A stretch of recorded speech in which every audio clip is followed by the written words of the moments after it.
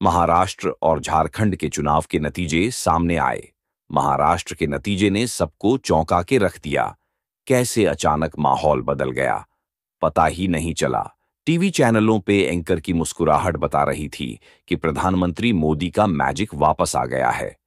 प्रधानमंत्री मोदी का जयकारा लग रहा था, चाहे वह पत्रकार हो या प्रवक्ता हो। प्रधानमंत्री मोदी की मैजिक की तारीफ कर रहे थे और कह रहे थे, यह 2014 और 2019 की लहर वापस आ गई है। प्रधानमंत्री मोदी डबल हैट्रिक जो है महाराष्ट्र में मार दिए। लेकिन रुकिए, जरा चौंकिए कि अचानक ऐसा क्या हो गया। पिछले 4 महीने में ऐसा क्या बदलाव हो गया? पिछले 4 महीने में प्रधानमंत्री मोदी ने महाराष्ट्र में क्या कर दिया?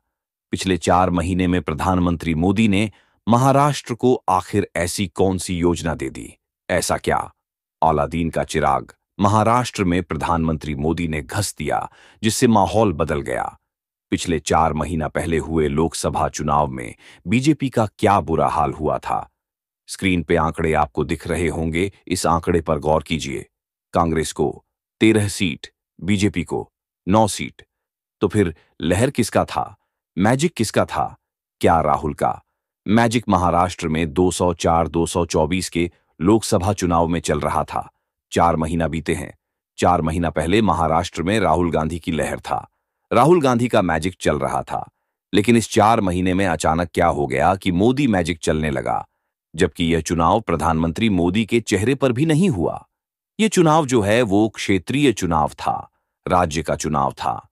जो चुनाव प्रधानमंत्री मोदी के चेहरे पर हुआ था, वहां प्रधानमंत्री मोदी की पार्टी बीजेपी का क्या हाल हुआ? आपने वो देखा तो आज 4 महीने में क्या हो गया?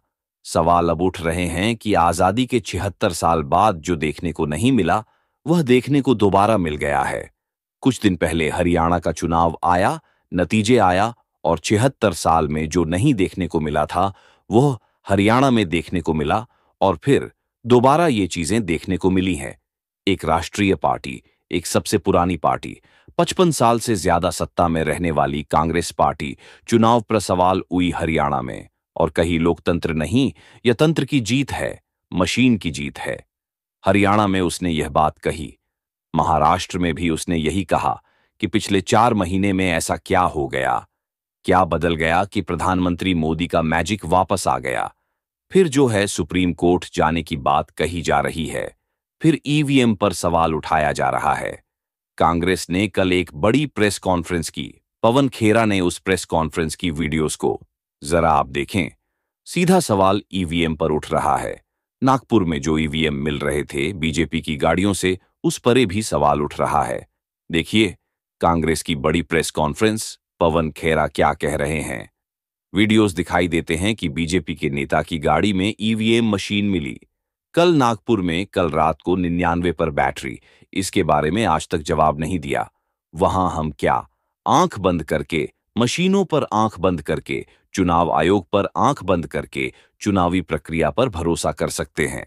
आप बताइए, याद कीजिए हरियाणा चुनाव। हरियाणा चुनाव में किस तरीके से जो जिस ईवीएम में की बैटरी 99% चार्ज थी, वहां बीजेपी जीत रही थी, याद होगा आपको। और वही चीज यहां महाराष्ट्र में भी दोहराया। फहद चुनाव लड़ रहे थे। फहद का कहना था कि जहां पे 999 पर बैटरी चार्ज थी, वहां पे जो बीजेपी के कैंडिडेट थी, वह आखिरी के 2 गिनती बची हुई थी और उसी में वह बीजेपी कैंडिडेट जीत जाती है, जिसमें 99 पर बैटरी चार्ज रहती है। देखिए, सौरा भास्कर ने भी उसको लेकर के ट्वीट किया। उनकी पत्नी है। देखिए, पूरा दिन वोट देने के बावजूद मशीन 9,99,999 पर कैसे चार्ज हो सकती है? इलेक्शन कमीशन जवाब दे। अनुशक्ति नगर विधानसभा में जैसे ही 999 पर चार्ज मशीन खुली, उसके बीजेपी समर्थित एनसीपी को वोट मिलने लगे। आखिर कैसे ये सवाल जो है वो महाराष्ट्र में भी उठे, ये सवाल हरियाणा में भी उठे।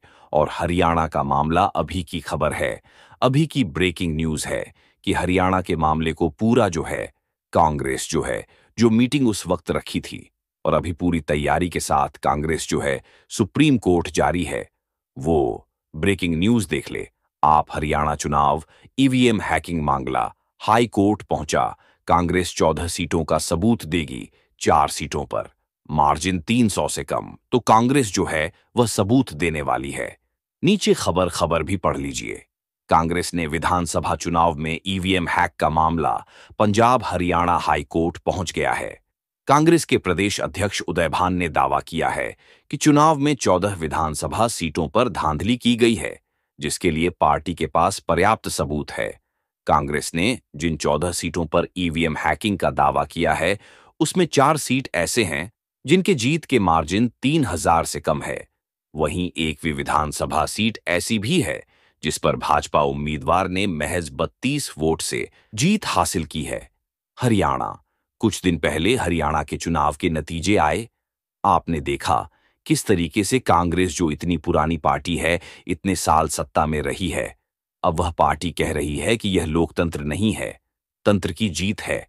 नायब सिंह सैनी का भी बयान उस वक्त वायरल हो रहा था जिस वक्त नायब सिंह सैनी कह रहे थे कि पूरी तैयारी कर ली गई, कल हम जीत रहे हैं, अब आ जाइए, सिर्फ जो अभी चुनाव हुए महाराष्ट्र में, उसकी बात नहीं। अब देखिए, अखिलेश यादव जो है वो भी सुप्रीम कोर्ट जाने की बात कर रहे हैं। वो क्या कह रहे हैं वो भी जरा देख लीजिए। क्या खबर आ रही है?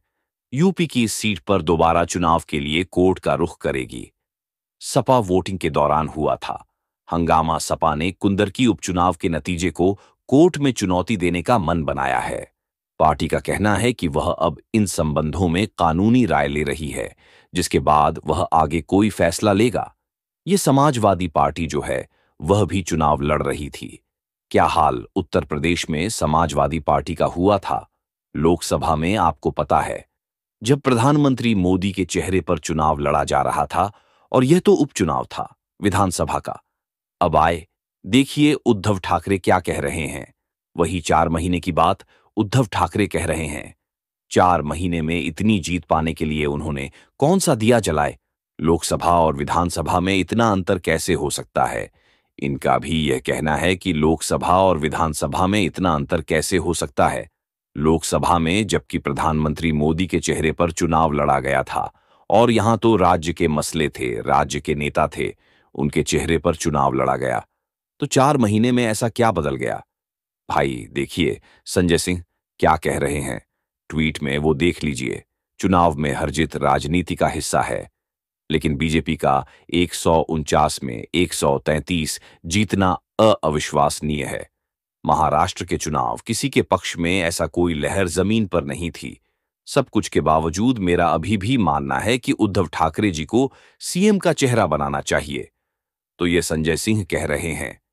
तो तमाम चीजें अभी चल रही हैं, और जो हरियाणा में हुआ था वैसे ही चीजें यहां पर देखने को मिल रही हैं। और पवन खेरा जो है वह 1 इंच पीछे हटते हुए नहीं दिख रहे हैं। लगातार ईवीएम को लेकर सवाल उठा रहे हैं, और उनका कहना है कि ईवीएम को लेकर सवाल करते रहे। ईवीएम को लेकर लन मस्क ने जो कहा था, वो ट्वीट भी लगातार वायरल हो रहे हैं। लन मस्क ने कहा था कि ईवीएम को एआई के द्वारा और मनुष्य के द्वारा हैक किया जा सकता है। इतने बड़े टेक्नोक्रेट एलन मस्क है। अमेरिका में जो है ईवीएम से चुनाव नहीं होते हैं, यहां क्यों होते हैं?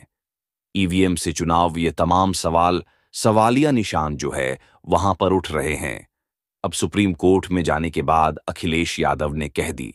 सुप्रीम कोर्ट में जाने के बाद जो शिवसेना के संजय रावत है वो भी कह रहे हैं कि दोबारा चुनाव होना चाहिए, बैलेट पेपर से चुनाव होना चाहिए। ये तमाम बातें चल रही है महाराष्ट्र को लेकर के। अब देखना यह भी दिलचस्प होगा कि ईवीएम को लेकर कांग्रेस हर बार जब चुनाव हारती है तो बोलती तो है, लेकिन इस बार जब हरियाणा में झटका लगा, महाराष्ट्र में झटका लगा, तो क्या इस बार जो है कोई बड़ा कदम जो है कांग्रेस उठा सकती है? कोई बड़ा कदम उठा सकती है या नहीं उठा सकती, ये देखना दिलचस्प होगा। तो फिलहाल इस खबर में इतना ही। मिलते वीडियो बरे साथ।